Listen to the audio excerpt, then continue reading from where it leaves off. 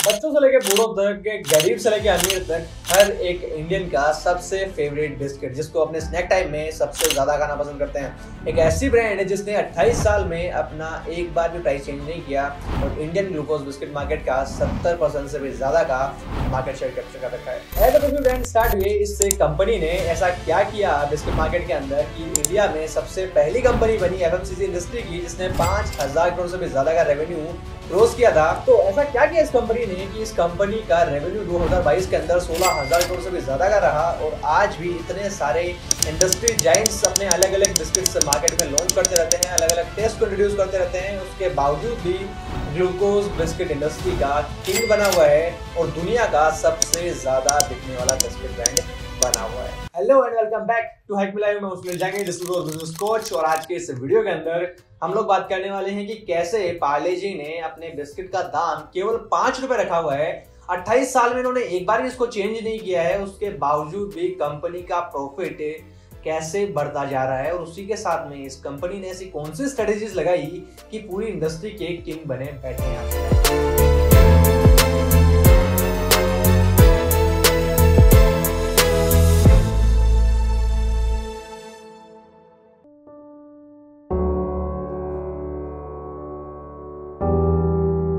तो कहानी की शुरुआत होती है 1880 से, जब सूरत से बॉम्बे आते हैं मोहनलाल चौहान अपनी फैमिली के साथ में और बॉम्बे आकर के अपने सिल्क के बिजनेस की शुरुआत करते हैं। बिजनेस उनका चल पड़ता है और उसी के साथ में टाइम आ जाता है 1929 का। और ये जो टाइम है वो चल रहा था गांधी जी के असहयोग आंदोलन का, जब गांधी जी ने पूरे इंडिया से रिक्वेस्ट की थी कि आपको ब्रिटिशर्स के द्वारा बनाई गई किसी भी चीज़ का उपयोग नहीं करना है, फिर चाहे वो खाना हो, कपड़े हो, स्कूल हो, ट्रांसपोर्ट हो, हर एक चीज़ को बॉयकॉट करना है। और इसी चीज से प्रभावित होकर के मोहनलाल चौहान यहाँ पे शुरुआत करते हैं पार्ले की शुरुआत करने के पीछे उनका एक सिंपल सा मोटिव था कि हम इंडिया के इस असहयोग आंदोलन के अंदर थोड़ा सा अपना योगदान दें और इंडिया की ऑडियंस को, इंडिया की जनता को ऐसा प्रोडक्ट ला करके दें जो प्रोडक्ट अफोर्डेबल भी हो और टेस्टी भी हो, उसी के साथ में खाने के अंदर थोड़ा हेल्थी भी हो। पार्ले की स्टार्टिंग होती है 1929 के अंदर और 1929 के अंदर सबसे पहला प्रोडक्ट इनका बनता है ऑरेंज कैंडी। इसके बाद में मोहनलाल चौहान जो है मार्केट के अंदर एक बड़ा गैप ढूंढते हैं और वो देखते हैं कि इंडिया के अंदर ब्रिटिशर्स के द्वारा बनाए गए बिस्किट्स जो हैं वो बहुत ज़्यादा अवेलेबल हैं, बट वो बहुत ज़्यादा कॉस्टली हैं, अफोर्डेबल नहीं हैं। इसीलिए 1939 के अंदर मोहनलाल चौहान पार्ले का सबसे पहला ग्लूकोज बिस्किट लॉन्च करते हैं और इसका नाम रखा जाता है पार्ले ग्लूको बिस्किट। इस बिस्किट की खासियत ये थी कि खाने में टेस्टी था, खरीदने में अफोर्डेबल था और उसी के साथ में हेल्दी भी था। 40 साल तक इस बिस्किट की जो डिमांड है वो बहुत ज़्यादा बढ़ी रहती है इंडिया के अंदर और इंडिया के अंदर इसी डिमांड को देखते हुए बहुत सारे कंपटीटर भी ग्लूको बिस्किट के नाम से अपने बिस्किट बाजार के अंदर लॉन्च कर देते हैं। कंपटीशन बढ़ता है और कंपटीशन के साथ में बिस्किट की जो मार्केट है वो और ज़्यादा बड़ी होने लगती है। अब पार्ले ग्लूको बिस्किट की कोई अलग आइडेंटिटी नहीं होने के कारण ये प्रोडक्ट भी उन सब के अंदर मिक्स हो जाता है और अपने आप को यहाँ पे स्टैंड आउट नहीं कर पाता है। इसी चीज़ को देखते हुए 1987 के अंदर पार्ले ग्लूको बिस्किट की रीब्रांडिंग की जाती है और यहाँ पर हमारे सामने लॉन्च किया जाता है पार्ले जी बिस्किट। और पार्ले जी जो है वो इसके बाद में इतना ज़्यादा सक्सेसफुल होता है कि 2003 के अंदर ये दुनिया का सबसे ज़्यादा बिकने वाला बिस्किट बन जाता है। अब इस कंपनी की सक्सेस की कहानी यहीं खत्म नहीं होती है। इस कंपनी ने आगे बहुत अच्छे माइलस्टोन अचीव किए, जिसके अंदर सबसे पहली कंपनी बनी जिसने 5000 करोड़ का रेवेन्यू टच किया था एफएमसीजी मार्केट के अंदर और आज के टाइम पे इसका रेवेन्यू 16,000 करोड़ का चल रहा है। बट यहाँ पर आपको एक चीज़ मैं और बता देता हूँ कि पार्ले जी से ये कंपनी हार्डली कोई प्रॉफिट अर्न कर पाती है। पार्ले जी बेचने में इस कंपनी को कोई ज़्यादा प्रॉफिट नहीं होता है। तो ये कंपनी पिछले 28 साल से बिना किसी प्राइस को चेंज किए हुए मार्केट के अंदर इतना ज़्यादा रेवेन्यू कैसे कमा रही है और मार्केट को डोमिनेट कैसे कर रही है। तो इन सब के पीछे पार्ले कंपनी की टोटल 5 स्ट्रेटजीज हैं, जो स्ट्रेटजीज हम इस वीडियो में बात करने वाले हैं। तो सबसे पहले स्ट्रेटजी इनकी आती है इकोनॉमिक बाइंग की, यानी कि ये कंपनी जब भी अपने रॉ मटेरियल को खरीदने जाती है तो उससे पहले ही अपना प्रॉफिट यहाँ पे बुक कर लेती है। कैसे करती है बताते हैं। सबसे पहले कंपनी यहाँ पर अपने जो रॉ मटेरियल है उसको डायरेक्टली अपने सोर्सेज से खरीदती है। जो भी इनके सोर्सेज है जहाँ से इनको अच्छी क्वालिटी का रॉ मटेरियल मिल रहा है, इनकी जगह फिक्स है, सब कुछ फिक्स रहता है। कई जगह पर कॉन्ट्रैक्ट फार्मिंग का भी सहारा लेते हैं, वहीं से अपने शुगर, व्हीट वगैरह जो भी चीज़ें इनको चाहिए ये डायरेक्टली सोर्सेज से उठाते हैं और सोर्सेज से उठाने के कारण इनको जो चीज़ें हैं बहुत ज़्यादा सस्ती मिल जाती है। अब यहाँ पर अगर आपका रॉ मटेरियल सस्ता पड़ रहा है तो आपका प्रोडक्शन जो है उसकी कॉस्ट भी यहाँ पर कम आएगी, और इसी चीज़ की वजह से पार्ले अपना अच्छा प्रॉफिट निकाल पाती है। अब यहाँ पर इनकी दूसरी स्ट्रेटजी आती है, वो आती है स्ट्रेटेजिक लोकेशन की। यहाँ पर पार्ले के पास में टोटल 16 से भी ज़्यादा खुद की फैक्ट्रीज हैं, जिनको उन्होंने राजस्थान, हरियाणा, यूपी, गुजरात जैसी जगहों पर लोकेटेड कर रखा है, और उसी के साथ में इन्होंने टोटल 125 अदर फैक्ट्रीज से कॉन्ट्रैक्ट बेसिस पे प्रोडक्शन कराने का काम भी उनको दे रखा है। अब यहाँ पर सबसे ज़्यादा फायदा जो है वो पार्ले के इस चीज़ का होता है कि पार्ले को जब भी अपना डिस्ट्रीब्यूटर जो इनका रहता है उसको माल पहुंचाना होता है अपनी फैक्ट्री से, वो लोकेशन किसी सिटी से 60 से 70 किलोमीटर से ज़्यादा दूर नहीं होती, यानी कि यहाँ पर अपना जो ट्रांसपोर्ट का खर्च है वो बहुत ज़्यादा बच के निकलता है, और उसी के साथ में अपने डिस्ट्रीब्यूटर्स को भी अच्छे से माल यहाँ पे पहुंचाया जाता है, और इसी वजह से प्रोडक्शन कॉस्ट फिर से कम रहती है और इनके मार्जिन जो है वो बढ़ जाते हैं। अगर आप अपनी कंपनी के अंदर इस चीज़ को लागू करते हो कि आपके जो भी डिस्ट्रीब्यूटर है, मेन जो डिस्ट्रीब्यूटर है किसी भी स्टेट का, उससे अगर आप ज़्यादा दूरी पर नहीं है आपका जो प्रोडक्शन हाउस है, तो वहाँ से आपको ट्रांसपोर्ट का खर्चा बचाने में बहुत ज़्यादा हेल्प होगी, और आप जो है सप्लाई भी बहुत ज़्यादा अच्छे से दे सकते हो। आपकी सप्लाई चेन जो है वो और ज़्यादा मजबूत इससे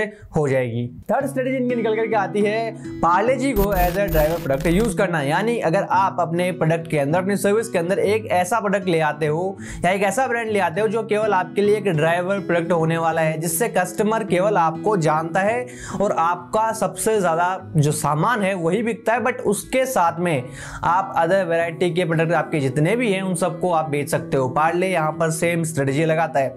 पार्ले का जो पार्ले जी है वो यहाँ पर एक ड्राइवर प्रोडक्ट है, और उसके साथ में उनके क्रैक जैक, 2020, मोनाको और अदर जो भी इनके चाहे फ्रूटी हो चाहे पानी की बोतल्स हो, सब इनके जो है अदर जो प्रॉफिटेबल ब्रांड्स हैं उनसे वो पैसे कमाता है। अगर पार्ले जी को यहाँ पे पार्ले बंद कर दे तो उनके अदर प्रोडक्ट्स हैं वो भी नहीं बिकेंगे। पार्ले जी की वजह से ही पार्ले की जो ब्रांडिंग है जो हो रखी है, और उसी चीज़ का फायदा ये उठाते हैं अपने हर एक प्रोडक्ट को बेचने के लिए। जब भी कोई यहाँ पर पार्ले जी खरीदने जाता है तो पार्ले के अदर प्रोडक्ट्स भी ट्राई जरूर से करता है, और उन अदर प्रोडक्ट्स के अंदर पार्ले जी का जो प्रॉफिट है वो सबसे ज्यादा रहता है। फोर्थ स्ट्रेटेजी इनकी रहती है यहाँ पर ऑपरेशनल एफिशिएंसी की। जब भी पार्ले का यहाँ पे प्रोडक्शन होता है, पार्ले जी बिस्किट बनता है या कुछ भी बनता है, तो उसके अंदर ऑन एन एवरेज आपका जो है केवल 110 टन के ऊपर 1% का वेस्टेज रहता है, जो कि इंडस्ट्री में सबसे कम है। अगर आप 110 टन का प्रोडक्शन कर रहे हो और केवल आपका 1% यहाँ पे वेस्टेज आ रहा है, तो आप बहुत ज्यादा यहाँ पे प्रॉफिट कमा रहे हो अपने प्रोडक्ट के ऊपर, क्योंकि यहाँ पे आप जो है वेस्टेज कुछ भी नहीं जाने दे रहे, ना के बराबर वेस्टेज जा रही है। और जब ना के बराबर वेस्टेज आती है, आपका पूरा का पूरा जो सामान है वो यहाँ पे काम आ रहा है, रॉ मटेरियल पूरा अच्छे से आपको यूटिलाइज हो रहा है, और तो आपका जो प्रोडक्ट है वो भी यहाँ पर और ज़्यादा क्वांटिटी में निकलेगा। जितना ज़्यादा क्वांटिटी में आप किसी चीज़ को बनाओगे उतना ज़्यादा आपके लिए प्रॉफिट यहाँ पे रहने वाला है। अगर आप कम रॉ मटेरियल यूज़ करते हो, ज़्यादा प्रोडक्ट निकालते हो, तो अल्टीमेटली आप प्रॉफिट में यहाँ पे रहते हो, और इसी चीज़ से पार्ले जी जो है वो इतने सस्ते में बिस्किट्स दे पाता है। फिफ्थ यहाँ पे स्ट्रेटेजी आती है मिनिमलिस्टिक कॉस्ट ऑफ पैकेजिंग। अगर आपको याद है तो पार्ले जी का जो पैकेट है वो पहले आता था वैक्स के पेपर के अंदर, बट अब ये पेपर चेंज हो चुका है, और ये कुछ सालों से, या फिर मैं बात करूँ पिछले अर्ली 20s से, ये जो है प्लास्टिक के पैकेजिंग में आता है। और यहाँ पर एक चीज़ आप नोटिस करोगे कि जो वैक्स पेपर है वो ज़्यादा कॉस्टली पड़ता था, और जो प्लास्टिक पैकेजिंग है वो बहुत कम कॉस्ट यहाँ पे आती है कंपनी को। और उसी के साथ में अगर आप एक चीज़ नोटिस करोगे तो इस कंपनी ने अपनी जो ब्रांडिंग है, अपनी जो पैकेजिंग स्टाइल है वो बरकरार रखी है बहुत सालों से। आप अगर बचपन के अपने पार्ले का पैकेट देखोगे और अभी का पैकेट अगर आप देखोगे तो दोनों के अंदर आपको कुछ खास डिफरेंस नहीं देखने को मिलेगा। पूरी जो पैकेजिंग है, ओवरऑल पैकेजिंग बिल्कुल सेम आती है, और इसी चीज की वजह से यहाँ पे कंपनी का बहुत सारा पैसा बचता है, क्योंकि यहाँ पर कंपनी को खर्च ही नहीं करना अपने पैकेजिंग के ऊपर, अपनी रीब्रांडिंग के ऊपर, अपनी मार्केटिंग के ऊपर। यहाँ पे इन्होंने एक बार अपने ब्रांड को बिल्ड कर दिया, स्टेब्लिश कर दिया, लोगों के यहाँ पे सबकॉन्शियस माइंड के अंदर वो चीजें बैठ चुकी है कि पार्ले जी का पैकेट कैसा दिखता है, उसको वापस से चेंज करने में बहुत ज्यादा पैसा जाता है। और इस चीज का फायदा यहाँ पर ये होता है कि उनको बिना पैसे दिए आज भी अपने पैकेट्स को अच्छे से बेच सकते हैं, और ना उनको ये बताने की जरूरत पड़ती है बार बार कि हमने पैकेजिंग चेंज की है, हमारा जो पार्ले जी का डब्बा है आप कुछ इस तरह से दिखता है, आप इसको जाके खरीदो। और इसी चीज की वजह से कंपनी यहाँ पर आपको 5 रुपए के अंदर आज भी वो पैकेट दे देती है। बट यहाँ पर एक चीज और आती है, अगर आप एक चीज नोटिस करोगे तो पहले के टाइम पर जो 5 रुपए का पैकेट आता था, उस पैकेट के अंदर आपको 100 ग्राम बिस्किट मिलते थे, बट आज के टाइम पे आपको उसी पैकेट के अंदर 50 से 60 ग्राम बिस्किट मिलते हैं। यानी कंपनी ने यहाँ पर टाइम के साथ साथ प्राइस तो चेंज नहीं किया, बट उसकी क्वांटिटी कम कर दी है। लेकिन यहाँ पर एक इंटरेस्टिंग किस्सा ये भी है कि कंपनी ने एक बार अपनी प्राइसिंग जो है वो भी चेंज की थी 50 पैसे, और उस 50 पैसे की प्राइस के बढ़ने के बाद में यहाँ पे पार्ले जी की जो सेल्स है वो बहुत ज़्यादा ड्रॉप हो गई थी, और उसी चीज़ की वजह से इसको वापस से 5 रुपए की प्राइस पे लाया गया। तो ये वो 5 स्ट्रेटेजीज हैं जिनकी वजह से कंपनी आपको आज भी 5 रुपए के अंदर पार्ले जी का पैकेट दे रही है, और इंडिया की जो जनता है उसको बहुत ज़्यादा खुश होकर खरीदती है। अब यहाँ पर इस केस स्टडी से आप क्या सीख सकते हो उसकी भी अपन थोड़ी बात कर लेते हैं।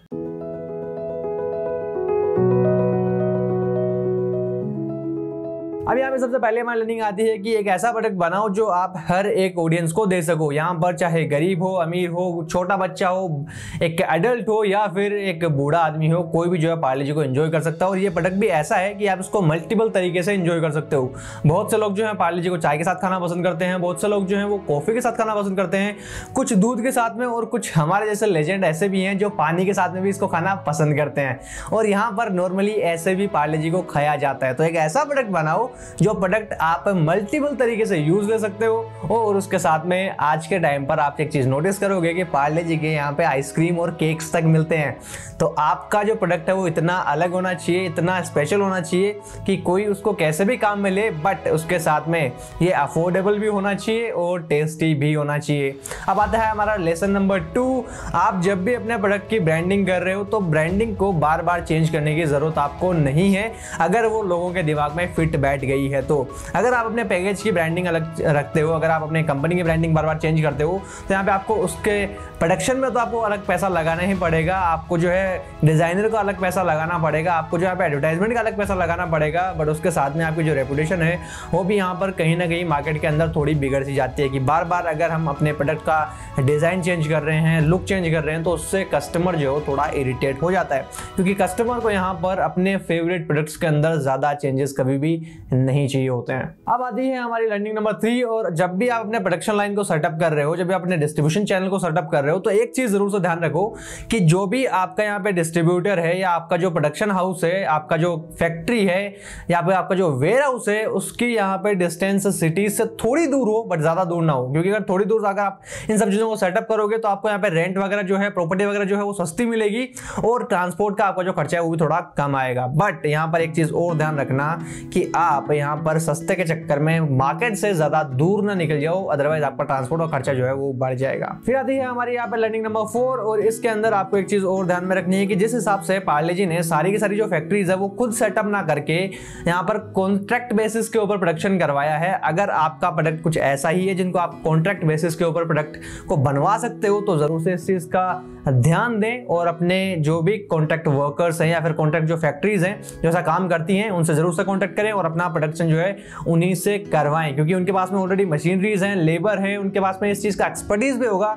आप केवल अपना फॉर्मूला उनको दीजिए और अपना जो काम है, आपका जो प्रोडक्ट है वो बेहतरीन तरीके से वहां से तैयार करवा सकते हो। क्योंकि आप एक चीज नोटिस करोगे कि यहाँ पर पार्ले जी जो है वो केवल और केवल 16 फैक्ट्रीज अपनी ओन करता है, बाकी के 100 से भी ज्यादा फैक्ट्रीज जो है उन्होंने केवल कॉन्ट्रैक्ट बेसिस के ऊपर ही ले रखी है। अब हमारी आती है लर्निंग नंबर 5। जब भी आप अपने प्रोडक्ट को बना रहे हो, उसकी प्रोडक्शन कर रहे हो, तो एक चीज जरूर से ध्यान रखिए कि वेस्टेज को कंट्रोल करना बहुत ज्यादा जरूरी है।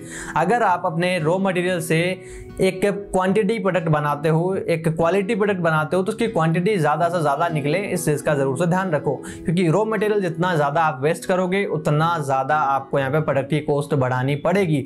अगर रॉ मटेरियल आपने कंट्रोल कर लिया, वेस्टेज कंट्रोल कर लिया, उसकी प्राइसिंग कंट्रोल कर ली, तो अल्टीमेट आप जो है अपने प्रोडक्ट को अच्छे प्रॉफिट में बेच सकते हो। अदरवाइज कंपटीशन जो है वो आपसे आगे निकल जाएगा इस चीज के अंदर और आप जो है यहाँ पे रॉ मटेरियल को खराब करते रह जाओगे। अब यहाँ पर आती है हमारी सबसे फाइनल लर्निंग और वो है हमेशा एक ड्राइवर प्रोडक्ट जरूर से रखें। आपका एक प्रोडक्ट यहाँ पर ऐसा जरूर होना चाहिए जिससे आपको भले ही फायदा ना होता हो, बट उससे आपके पास में जनता आनी जरूरी है। अगर आपका वो प्रोडक्ट यहाँ पे मिल जाता है और अगर आपका कोई प्रोडक्ट ऐसा है जो आपके पास में ऑडियंस को खींच के लेके आता है, तो आप उनको अपसेल करके और अच्छा प्रॉफिट कमा सकते हो। और अपसेल जो है वो करना बहुत ज्यादा आसान रहता है और उसमें कोई ज्यादा मुश्किलें नहीं आती। इवन ई कॉमर्स वाले भी आजकल जो है बहुत ज्यादा आप सेल करते हैं, क्योंकि उनका जो ड्राइवर प्रोडक्ट जो होता है वो बहुत सस्ता होता है और उसके बाद में वो कुछ ऐसे डील दे देते हैं कि आपको इसके अंदर फायदा दिखेगा और फायदे के चलते यहाँ पे ऑडियंस जो चीज़ को खरीद लेती है। तो हमेशा अपने ड्राइवर प्रोडक्ट को जरूर से बरकरार रखें, उसके ऊपर जरूर से अच्छा काम करें, उसको जितना हो सके उतना अफोर्डेबल और अच्छा बनाने की कोशिश करें। तो ये कुछ बिजनेस लर्निंग्स हैं जिनको आप अपने बिजनेस के अंदर इंप्लीमेंट करके और ज्यादा ग्रो करवा सकते हो अपने बिजनेस को। और सबसे जरूरी बात, अगर आप अपने बिजनेस को ऑनलाइन ग्रो करवाना चाहते हो तो हाइक मी लाइव को जरूर से कॉन्टेक्ट करें। हम आपके लिए यहाँ पर डिजिटल सॉल्यूशंस प्रोवाइड करते हैं आपके बिजनेस को ग्रो करने के लिए। तो उम्मीद करता हूँ कि पार्ले जी की ये केस स्टडी आपको पसंद आई होगी। अगर आपको पसंद आई है तो इस वीडियो को लाइक करें, अपने लर्निंग जो है वो कमेंट में जरूर से लिखें, वीडियो को शेयर करें, चैनल को सब्सक्राइब करके बेल आइकन जरूर से दबाएं ताकि आपको आगे आने वाली वीडियोस के अंदर नोटिफिकेशन जरूर से मिले। और अगर आप जानना चाहते हो कि कैसे हमारी इंडिया की जीडीपी जो है $5 ट्रिलियन की हो सकती है तो ये वाला वीडियो जरूर से देखना। हम मिलते हैं आपसे एक नए वीडियो के अंदर एक और मजेदार केस स्टडी के साथ में। तब तक के लिए keep learning, keep smiling, all the best, thank you so much.